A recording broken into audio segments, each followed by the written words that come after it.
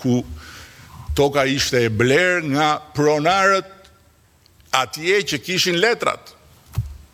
Disa të tjerë ishin pretendent, por nuk mund të zhvillohet dot vendi nëse mbetet pezull mbi titujt e pronësisë dhe mbi pretendimet. Pas gjithë katrahurës që ne kemi trashëguar për fat keq.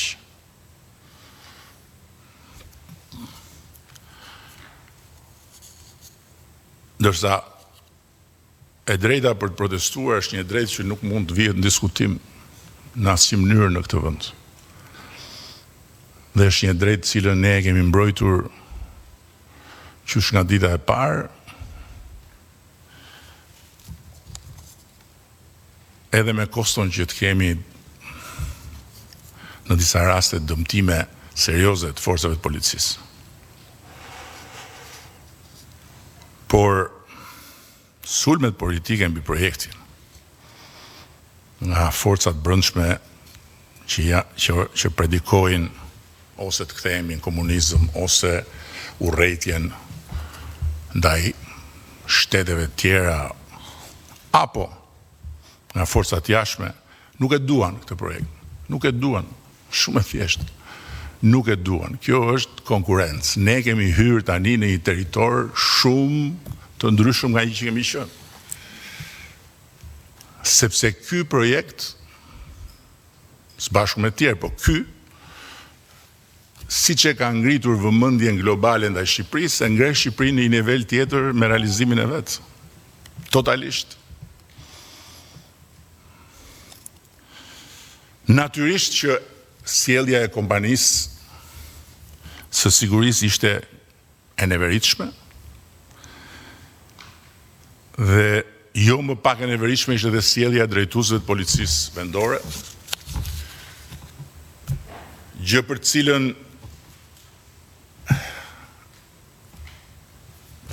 ka pasur reagim të menjëhershëm nga ana e leadershipit të policisë shtetit, qoftë me shkarkimin e drejtorit policisë Vlorës dhe vendosjen në hetim të gjithë zinxhirit, qoftë me heqjen e licencës së aktivitetit të kompanisë, pra ajo kompani nuk mund të operojë më në Republikën e Shqipërisë, qoftë me arrestimin dhe vendosjen në ndjekje penale të rojëve të sigurisë. Ndërkohë që nuk e di se çfarë tjetër mund të bëjë shteti dhe nuk kuptoj pse shteti duhet të jetë target në këtë rast. Nuk ka asnjë relativizim të dhunës, përkundrazi, për shkak edhe të relativizimit që u bë dhunës nga në komunikatën e policisë vendore të Vlorës, ku u tha një e pavërtet, u bë edhe shkarkimi, edhe vendosjen e hetim e gjithë zinxhirit. Tani më lejoni t'ju shpjegoj një pikë tjetër që është shumë e rëndësishme për ju dhe për mua.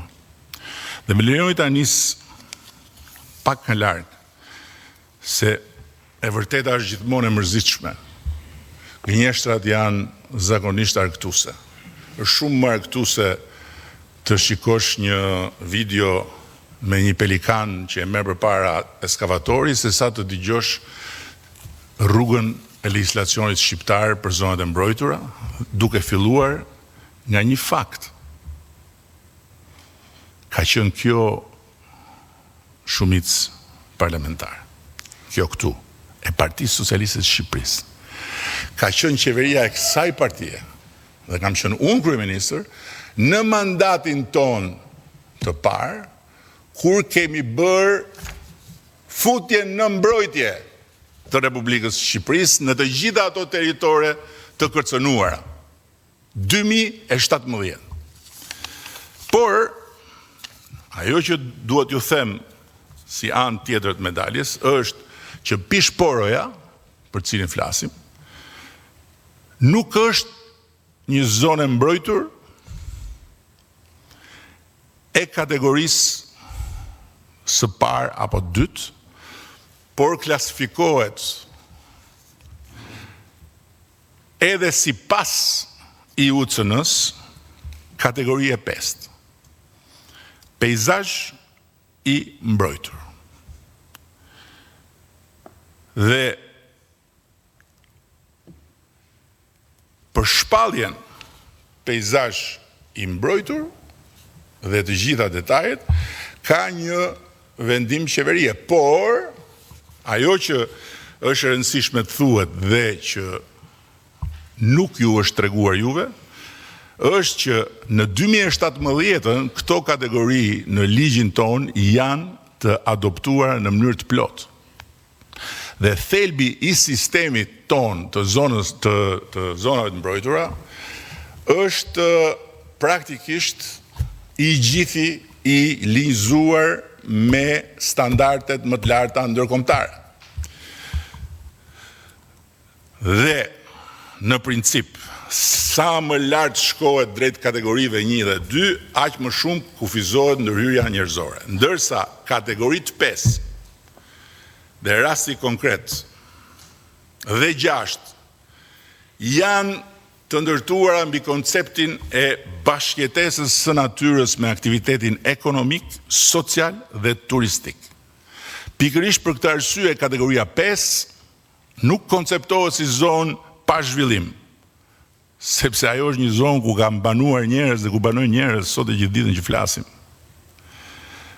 Por si zonë ku peizazhi, biodiversiteti dhe aktiviteti njerëzor kanë bashkëjetuar historikisht dhe duhet vazhdojnë të bashkëjetojnë.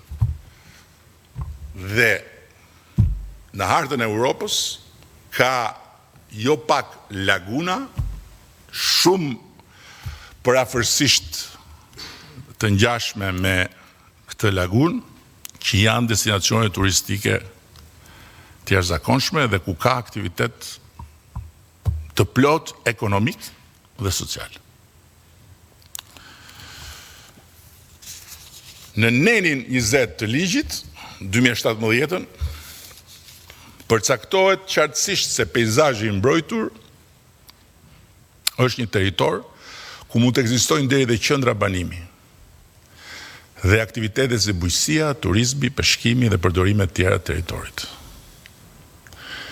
Dhe specifikisht në pikën 4 të nenit 20 përcaktohet se veprimtaritë që ndryshojnë përdorimin e territorit si ndërtimet, trajtimi ujëve të zeza, autostradat, kanalet lundruese, zonat urbane dhe të ngjashme lejohen të ushtrohen vetëm nëse subjekti që kërkon t'i kryej këto veprimtari pariset me leje nga Këshilli Kombëtar i Territorit.